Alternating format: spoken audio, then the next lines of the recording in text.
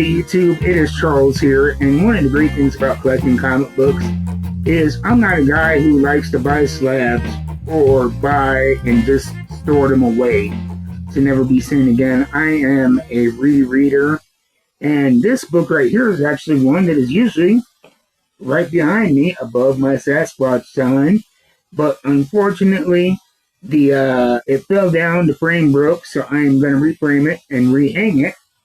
But I figured I would give it another read. This is one of the first Vampirella books I actually was able to find.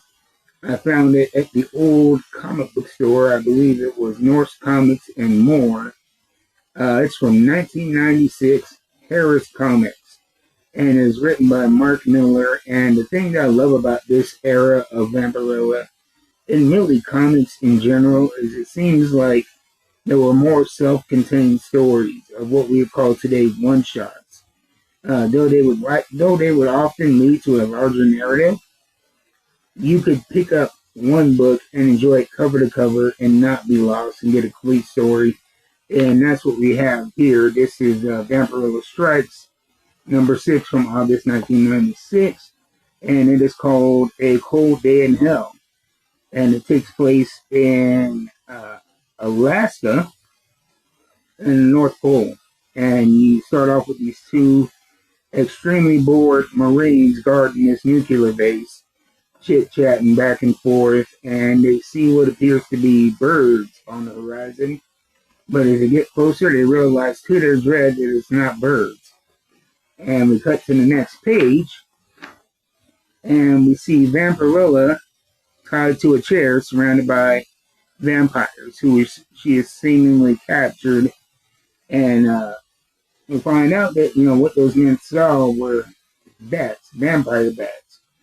They had taken over this nuclear facility on the North Pole, and like I said, a lot of time jumps here, but it all makes sense.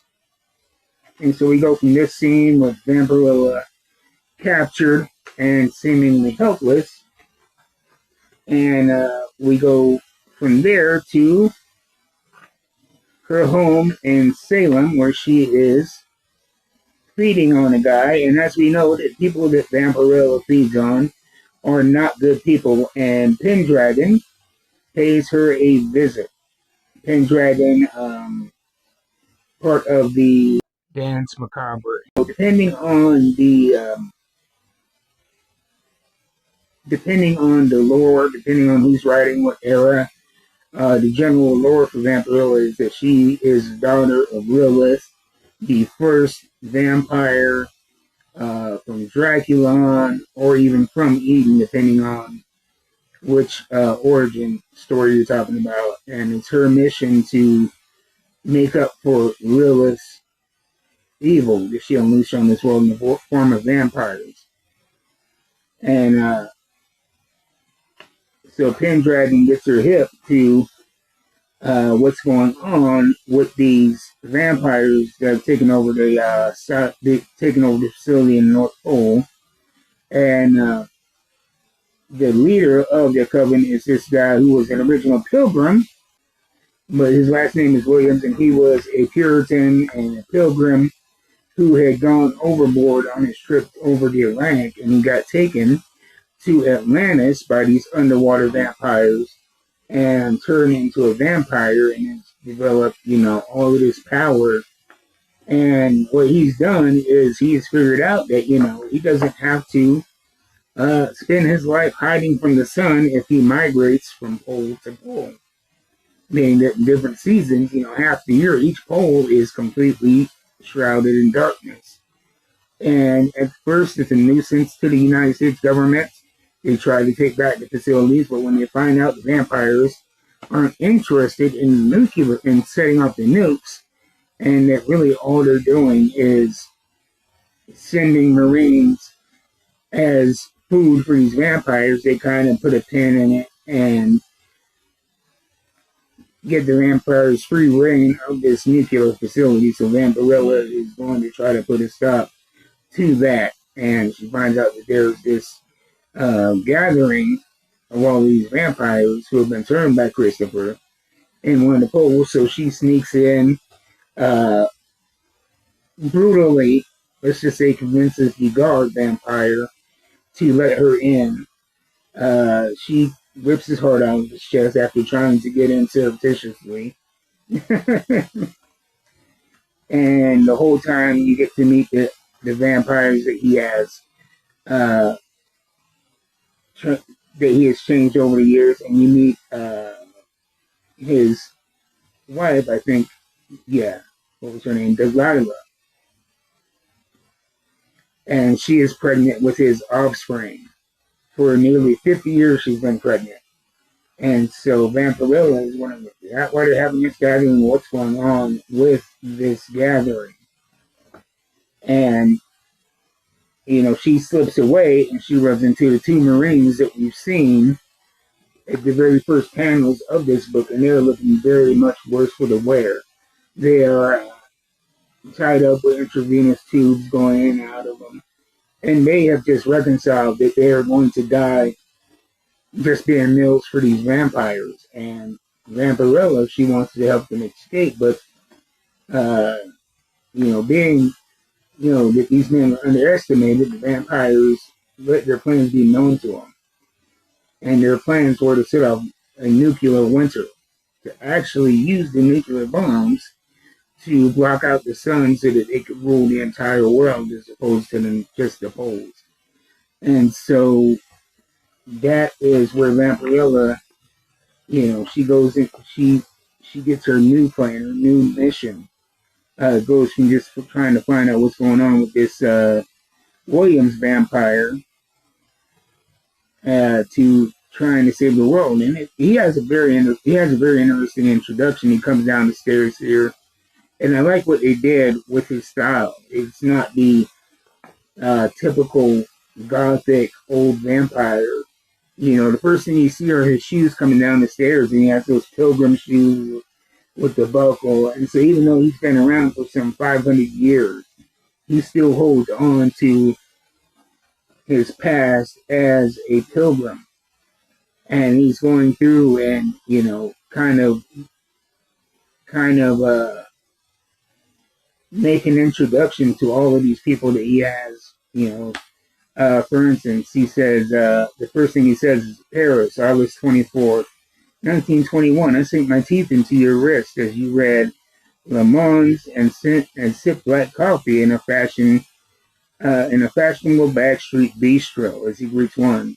And then another lady he walks up to and he says, You, Nigeria, January 17th, 1854. Midnight by the river while we pass water through the dark, and I open your throat with the edge of my fingernail. Am I not correct? And she replies, Oh, yes, perfectly, Goodman Williams. That's his name, Goodman Williams.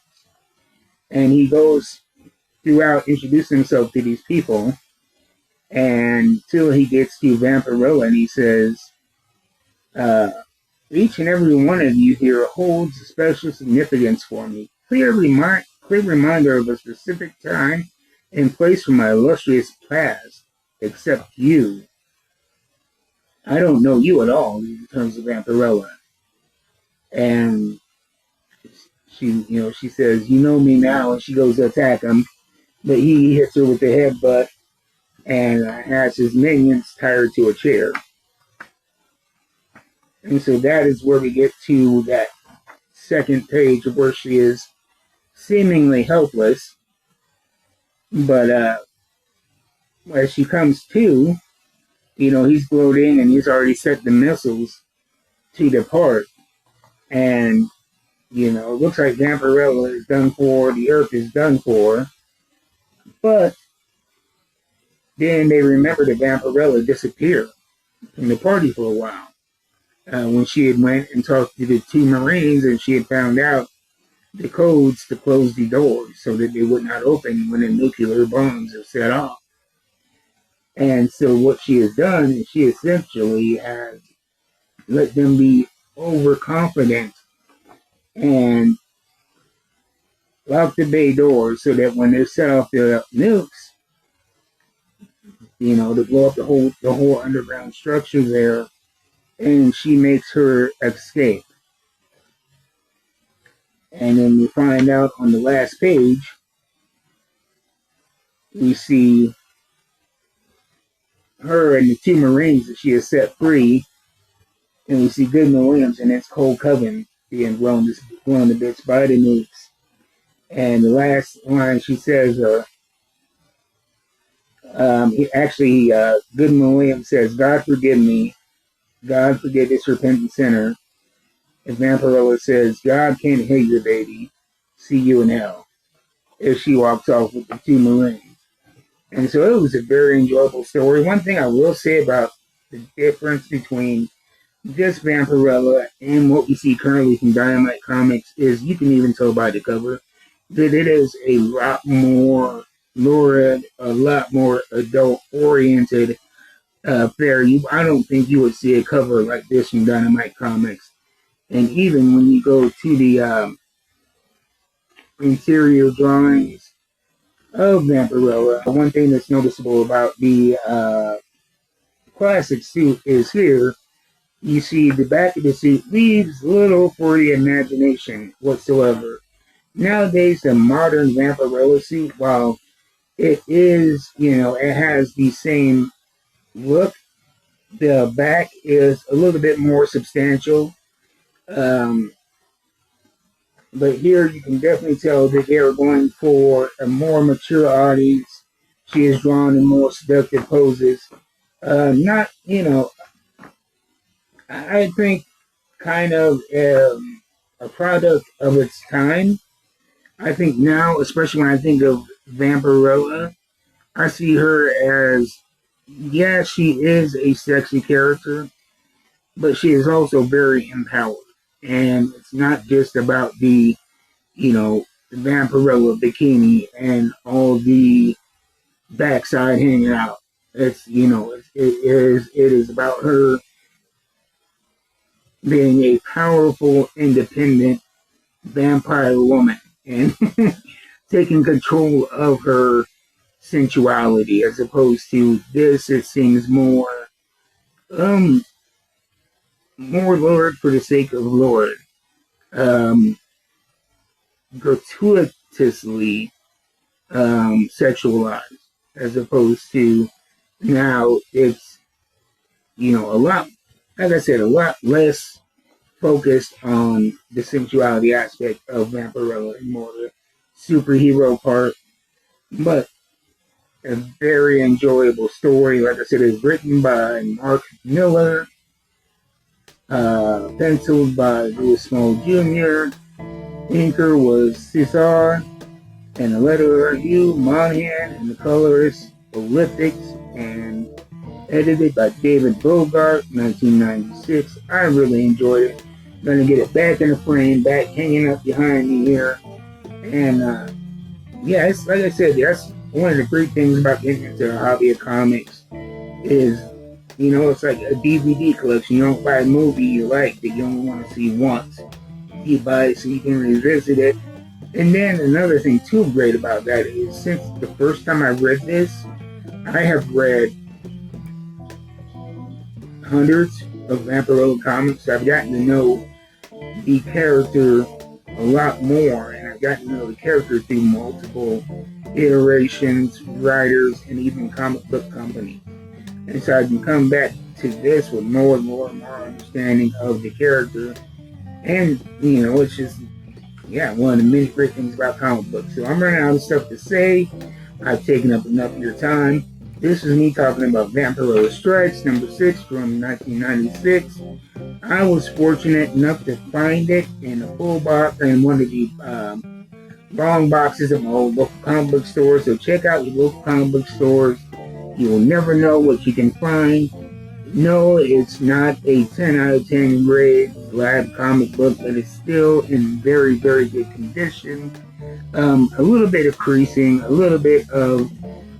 couple of scratches on the back cover, but these are made to be read, not just tucked away and slabbed and, sealed away not to be enjoyed. So I'll see you guys next time. Until then, keep reading them books. And if you would like to contribute to the growth of this channel, you can hit up my Buy Me a Coffee. The link is going to be on the screen right now.